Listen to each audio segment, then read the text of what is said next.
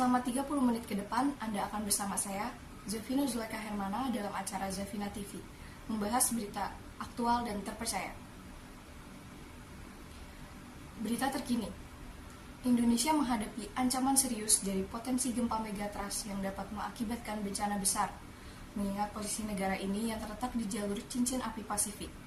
Para ilmuwan memperingatkan bahwa aktivitas tektonik yang meningkat di sepanjang zona subduksi, terutama di sekitar Pulau Sumatera dan Jawa, menunjukkan resiko tinggi terjadinya gempa dengan magnitudo yang sangat besar. Gempa megatrust ini berpotensi menyebabkan tsunami dahsyat dan kerusakan luas yang dapat menimbulkan dampak signifikan terhadap kehidupan dan infrastruktur di seluruh kawasan. Pemerintah dan masyarakat dihimbau untuk meningkatkan kesiapsiagaan dan mitigasi guna mengurangi risiko yang mengancam keselamatan dan kesejahteraan. Zona megatrust berada di pertemuan dua lempeng besar tektonik bumi, yaitu lempeng Australia di selatan dan lempeng Eurasia di utara. Pertemuan kedua lempeng ini bertipe konvergen yang terdapat di zona subduksi. Zona subduksi yakni zona pemendaman lempeng, di mana lempeng Indo-Australia bergerak ke arah bawah lempeng Eurasia. Lempeng yang tenggelam akan mengenai panas bumi dan mencair menjadi magma, dan akan naik menjadi gunung berapi. Zona subduksi dikenal dengan banyaknya gunung berapi dan banyaknya gempa. Sedangkan gempa megatrust merupakan gempa yang berasal dari megatrust atau patahan lempeng besar.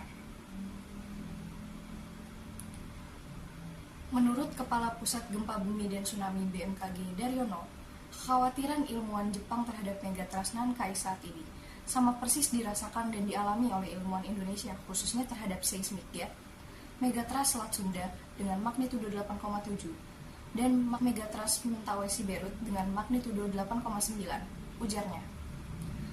Para pakar mengatakan adanya potensi gempa di seismik gaps yang ada di megatrust di wilayah selatan Jawa. Lantas, apa itu seismic gaps?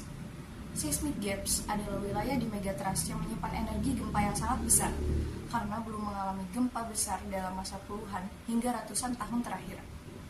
Potensi gempa dapat dilihat dari 3 kondisi, yaitu pertama, potensi gempa dapat dilihat dari data historis atau sejarah suatu wilayah, sebab gempa pasti akan terjadi secara berulang. Gempa besar di zona megatrust Selat Sunda pernah terjadi pada 1699 dan 1780 dengan magnitudo 8,6. Lalu, kondisi kedua yang bisa dilihat adalah aktivitas kegempaannya yang sepi. Dan kondisi ketiga adalah zona tersebut sedang mengumpulkan atau mengakumulasikan energi. Itulah kemudian yang menjadi perhatian dan alasan mengapa zona Mentawai dan Selat Sunda lebih diwaspadai. Gempa megatrust akan terjadi ketika gesekan antara lempeng yang saling bertabrakan terakumulasi selama berabad-abad. Stres yang terpendam ini dapat menyebabkan pelepasan energi secara tiba-tiba dalam bentuk gempa bumi dengan magnitudo yang sangat besar. Fenomena ini biasanya terjadi di sepanjang batas samudera dan daratan, seperti di Ring of Fire di Pasifik, dan dapat memicu tsunami yang menghancurkan. Potensi terburuk oleh penelitian yang akan terjadi adalah ketika 2 seismic gaps yang berada di bagian barat dan timur Jawa patah secara bersamaan yang akan menghasilkan gempa dengan magnitudo sebesar 9,1 dan dapat menghasilkan tsunami setinggi maksimal 20 meter di bagian barat, 12 meter di bagian timur, dan 4,5 meter secara rata-rata di seluruh bagian pantai selatan Jawa. Kepala BMKG Indonesia Dr. Andes Dwi Suryo mengungkapkan bahwa meskipun prediksi spesifik mengenai waktu terjadinya gempa sulit dilakukan, data seismik dan model komputer menunjukkan bahwa resiko gempa megatrust tetap tinggi di sepanjang zona subduksi. Kami terus memantau dan menganalisis aktivitas seismic gaps untuk memberikan informasi yang akurat kepada masyarakat, ujarnya. Dengan itu, masyarakat diimbau untuk tetap tenang dan beraktivitas normal seperti biasa. Sementara itu, masyarakat di daerah rawan gempa diharapkan untuk tetap waspada dan siap menghadapi kemungkinan bencana. Penting bagi setiap individu untuk mengetahui rencana evakuasi dan mempersiapkan perlengkapan darurat yang diperlukan. Peningkatan kesadaran dan kesiapsiagaan komunitas dapat memainkan peran penting dalam mengurangi dampak bencana ketika gempa terjadi.